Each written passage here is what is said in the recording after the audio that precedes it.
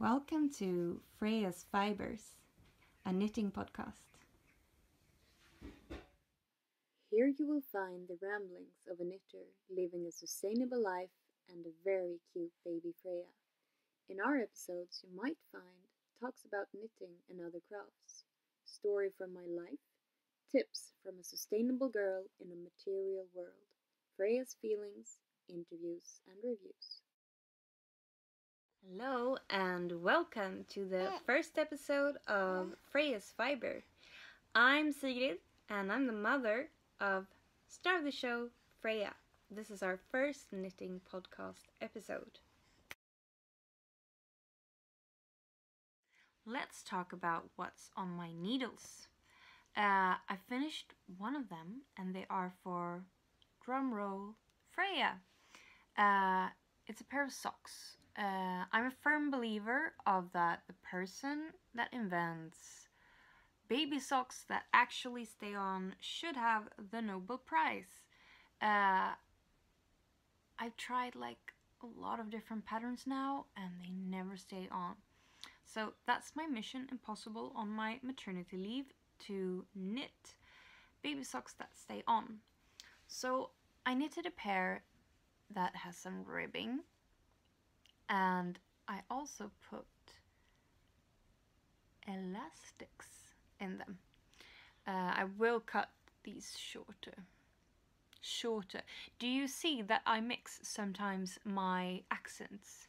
I'm an English teacher and my students find it more fun if I switch accents. So I will speak in both American English, Swinglish and British English. Anyways, this is how far I've gotten on the second sock. I will finish them today. When you have a baby, you often say, I will finish these today. And they're finished like the next week, but seriously. They're on needles 4 and the yarn is pretty thick, so I think they will be finished. This is some lovely yarn from Höner and Eir, it's in Swedish, by Henkelius. I bought this last week, I think. It's a lot of Angora in it. Angora, do you say that in English? I actually used to have Angora bunnies. I miss them so much. I live with my ex-boyfriend in Finland. Because I wanted to make my own yarn. But I moved to Sweden and they stayed with him. But now I have a baby instead. It's better. Yeah.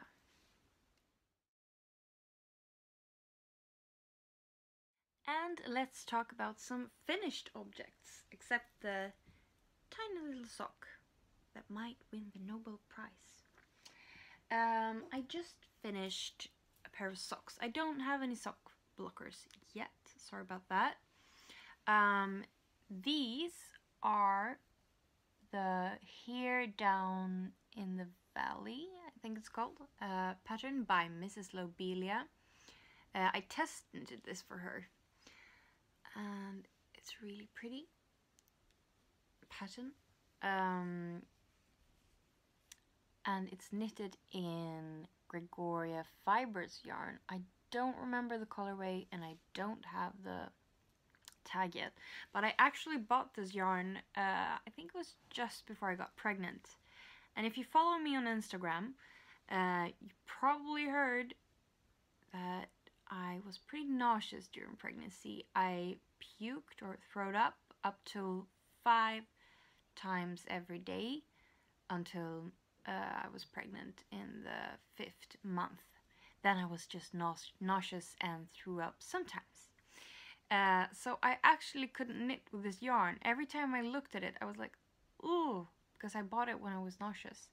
So now, when my baby is 3 months, I could finally knit with this yarn. And I'm so happy because I really like it. It's very spring color for me. I'm not a big fan of speckled yarns, but I think this This is fine. I think that speckled yarns will be what the fuzzy mohair yarns from the 80s will be for us in the future. Like we would think like, oh my god, speckled yarn. Did we really use that much? Remember where you heard it first. So that's finished. And then we have this one. It's a neck warmer, and I follow the pattern mostly from the book Vacker Strick, I think it is, by Sidsel Höivik. This is for my mother. She is the most knit-worthy person in my life. She really likes what I make, and she really wears it a lot.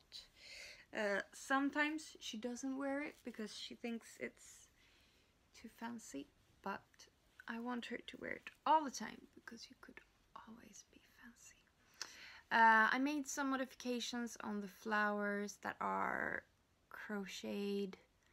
I also made some modifications so you can wear it like this. Or like this. The yarn is 100% merino from a Swedish company, a book company actually, called Yllotyll. It's a budget yarn. I buy mostly budget or organic and eco-friendly. It might be a weird mix, but I don't have a lot of money. A teacher on maternity leave. We don't get a lot of money. I think she will like this. It's her 65th birthday on Thursday, and I can't wait to go celebrate that with her. I really want to give her this because I think she will love it. And I've actually booked a stay at a palace or a castle, whatever you want to call it. It was pretty cheap because I got it through a website with special offers, but she loves castles and she's a huge Downton Abbey fan. So am I. And I think she will love it. And we're bringing the baby, of course, and they were so nice when I said we were bringing the baby. They will give us a crib to borrow, and they say we were so welcome with the baby, because previously I tried to book at another place and they didn't allow children. I think that's horrible. I understand that they want peace and quiet, but people can be loud even if they're not children. I think children should have like the same rights as another human being. And that was the neck warmer from my mom.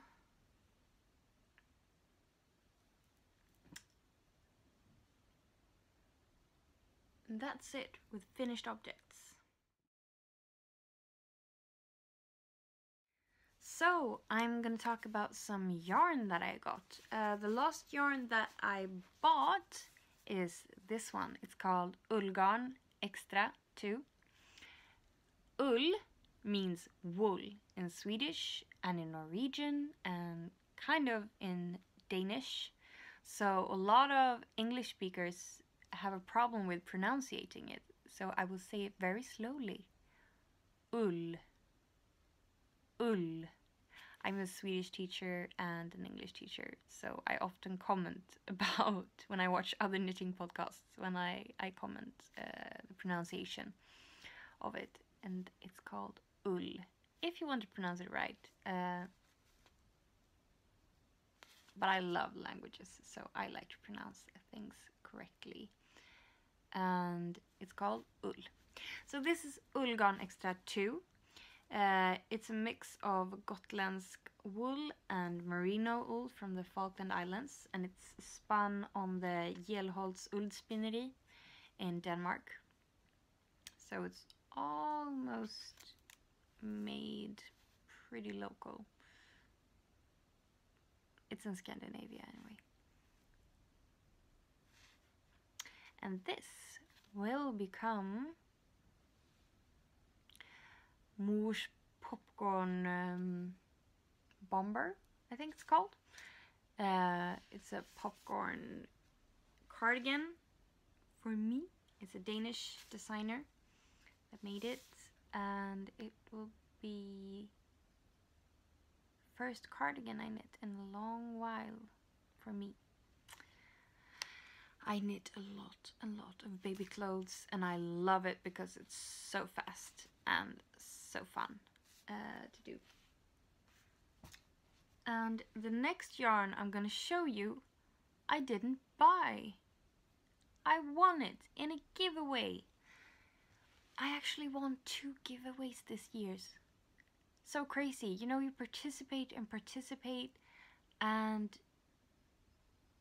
I've never won before, but now I won 2, and that's very nice because I don't have a lot of money. I'm a teacher on maternity leave. I get 80% of a shitty salary. So winning yarn, oh my god, that's the best. This is from the same place where I bought the Angora yarn. It's from Höner by Carolina Henkelius. I participated in her giveaway. I got these 2 lovely cups for tea. But if I know my fiance right, these will be filled with peanuts. But that's fine because they're so lovely. Anyway, and then I got some yarn from her called Fanima. It's in different grays. This is really my cup of tea. Oh, this is my cup of tea, but you get it. I really love natural colors. I really love gray. I really love white and beige. Could you tell? Yeah. So I'm so happy that I won this. She also sent me some pink yarn. A warm pink. I've studied gender studies and diversity studies at the university. I'm an angry feminist, and I was so certain that I would dress my child gender neutral. But when I got pregnant, I started buying everything pink. And then I found out it was a girl. Well, I will teach her to be a strong, independent woman, and she can wear whatever color she likes. I don't think you have to look a certain way to be a feminist. I love pink. So I'm really happy that I got some pink yarn too. And it's so soft. I love soft yarn. Which is very good when you have a small baby, I think. A lot of people often go and stroke me because I wear soft things all the time when I knit. A lot of alpaca and mohair and stuff like that. I love the look of rustic yarn, but I can't wear it on my skin. I like the soft stuff.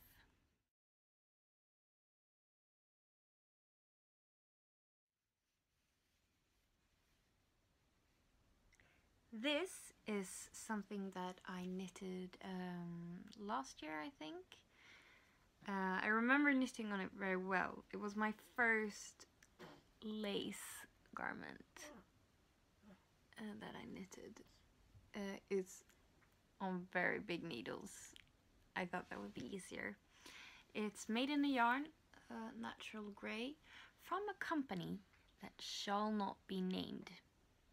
No, seriously, it's a really shitty company. They have pretty good yarn, very cheap, but they're really shitty. They steal small designers' patterns, so I'm not gonna name them. I'm gonna buy them, I'm sorry, I'm kind of poor, but I'm not gonna name them. They will be the Voldemort of the yarn company world. So the Voldemort company, and it's a soft yarn. I think it's just 100% wool. but it's a pattern called Decemberist by Melanie Berg. And I don't use it as much as I would like. It depends if I like grey at the moment. I'm very picky about color. You will probably notice that. I don't like neon colors. I don't like bright colors. I like soft muted colors and pastels and dusty colors. So that's the first blast from the past. I remember knitting on this because I worked a lot at, what's it called, where kids go after school in England or America? I don't know. It's kind of called free time space in Sweden. This is where the kids go after school. And I was knitting on it while I worked there, and they were so amazed. I'm a Waldorf teacher, so it's a Waldorf after school place. And so the kids know how to knit, but very basic when they're that young. I think they were 8 and 7. And they were so amazed. Wow, that's so complicated. It's so fun to knit in front of kids. I love inspiring them, and they think you're a superhero because, like, they can't read this pattern. It is a pattern. So many stitches. It's really cute.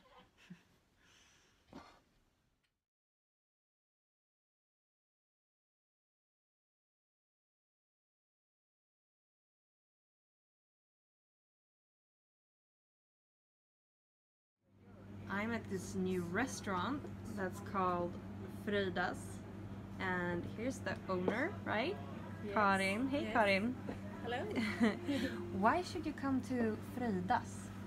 Well, if you are a vegetarian or a vegan, we have a lot of nice food here, and we don't put sugar in it, and we don't put gluten in it, so it's healthy for your whole body. Yeah. And it's a nice atmosphere. If you like to hang around for a while, you can do whatever you want here. We have a little stage. You can go up on this stage and you can sing your song or do whatever you want. And sometimes we have stand-up comedians. Yeah. And we have something that we call allsång. Yeah, it's a Swedish expression. Yes. Yeah, or what's it called in English? I don't know. When you sing I'm an together. English teacher. Yeah, when you all sing together, all singing. Yeah. That's great. Yeah, and you can bring your pets, right? You can bring your pets, especially your dog. Your dog. Yeah. Yeah. And alligators might be. Yeah. And your kids. Yeah. And this your is kids. a kids-friendly place. Yes. I'm gonna show them. Like a hobbit house. I know. Or what do you call it? Yeah, it's a little hobbit house for kids to play in. I'm gonna go there and show them later. Yes. And my last question is, would you recommend a place in here to knit? Yes, of course. Yeah. You can hang around here. You can, as long as you want. Yeah. Sit here all day and you know, have a little sofa down there. Yeah. It's a quiet place. I'm gonna show them the sofa. Yes. And I have to tell you, the food is amazing. Oh, thank you. I know, because I've eaten a lot of vegan food. Yes. Okay, thank you very much. Thank you. So this place actually opened last October, which explains why I've never been here before. Because I know all the vegan places in Stockholm. So if you're ever in Stockholm, seriously, you have to come here. Actually, there are trees in here. It's like a little fairy tale. And this is where I would knit. Look at this. Hi, Mom. Was the food good? Wonderful, divine. Yeah, it was divine. Yeah, I got the, well, everything was vegan, and she's gluten-free and sugar-free, so it suited us both. Suited this little girl. Yeah. And here's the owner's dog. You can bring your dog. Hi, doggy. And oh my god, look at the Hobbit house. This is a playhouse for kids, you guys. I have to come here when Freya's older. It's so cute. Oh my gosh. Look. And some William Morris. I love those. I think Freya could live in here, don't you? Isn't this suitable for my kid?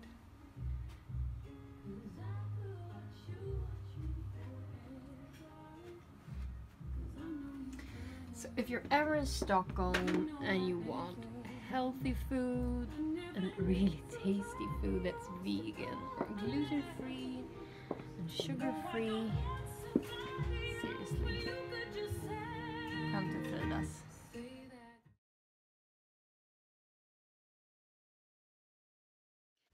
We moved to the other sofa for this segment because somebody wanted to eat. And since I'm not showing any yarn or projects, I'm just talking this time, I thought the lighting wouldn't matter as much. This segment is called A Story from My Life because I lived quite a weird life. I moved over 27 times. I've lived in 4 different countries and I've visited over 15 countries. And I'm 25. I feel like 75. Anyway, that's really great as a teacher to have a lot of stories because kids can get really loud. If you're one of my students, you guys can get crazy loud. Like seriously. If a teacher tells you to stop, stop. But it's more fun if I can tell them a funny or weird or horrible story. And it's even funnier if it's about me. Because I do end up in weird situations a lot. And this time I'm going to talk about when I was scuba diving in Italy and almost died, or at least passed out, or at least got some kind of disease, arrow in my blood. I don't know what it's called in English. You have to go into a pressure chamber at the hospital anyway. But I'm fine. I was fine. But what happened was this. My best friend when I lived in Italy was called Michaela. It was her 27th birthday, and her Italian lover was a scuba diver instructor. So to celebrate her birthday, he gave her a tour under the sea. And I could join. So I did. So he picked us up in a rubber boat. Not like a kid rubber boat. Like, you know, one of these fast black ones that go like on the ocean. It would be really funny if he picked us up in a rubber boat for kids. But no, it was one of the big fast ones. I don't know what they're called. First we had to take on wetsuits. That was hilarious to stuff in ourselves in those suits. And then we went down. And I've been meditating since I was 4 and doing yoga since I was 5. So I know how to breathe calmly. So he let me go down first to the bottom of the sea. And he didn't show us any signs to how to communicate, because normally he would go down with a group of 10 people, but he was just with us. So he didn't tell us how to go up or down or signal anything, just if we were okay. And I saw my friend up there on the surface. She was freaking out, and I was on the bottom on the sea looking at fishes. It was so pretty fishes. They were silver and white and so pretty. And I began to feel that the air, it was getting harder to breathe. It felt like the air was not enough. And it just kept feeling that way. And he looked down every 3-4 minutes to see if I was okay. So he signaled, "Are you okay?" And he was way up there. And I was like, "Yeah, I'm okay." And I couldn't signal anything else. But so I started doing this to like show him that the air was quitting on me, and he didn't get it. And he looked up and down a couple of times, and the last time he did that, the second after he returned to the surface, I didn't have any air left. It went like the air was totally finished. And I didn't freak out,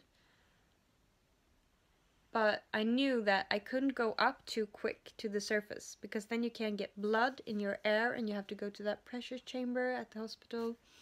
That can be dangerous, and I knew if I stayed on the bottom, I would probably, I mean, he wouldn't look down in 3 to 4 minutes, so I would probably pass out.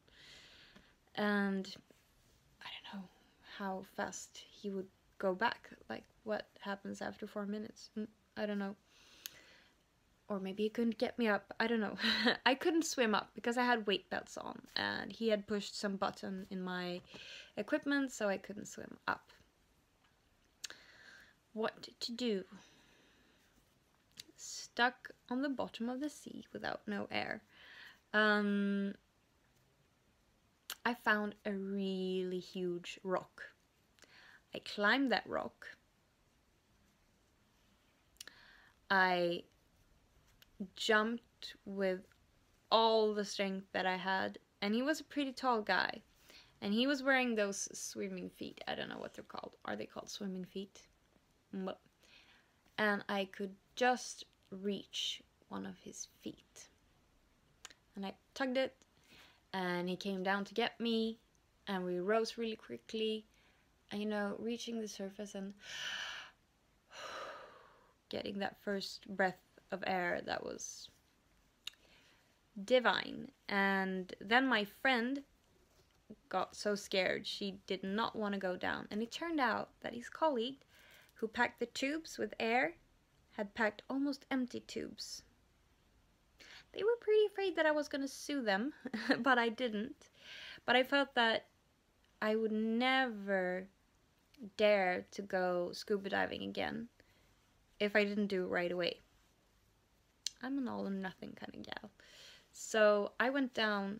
I took her tubes because she didn't want to go down, and I went down with him. And he held my hand the whole time. I didn't ask him to do that, and it was so cool. He had long dreads. He looked like an avatar with tattoos, and we were swimming down and looking at all the fishes, and he let an octopus climb my arm. That was really freaky, and I still got some pretty pearl shells from that time. And in the end, I had a great time, and when we got back up, we had the best pizza of my life.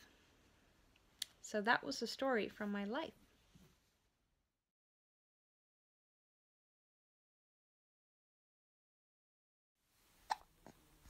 Do you have the hiccups? Yeah. Yeah. You have the hiccups.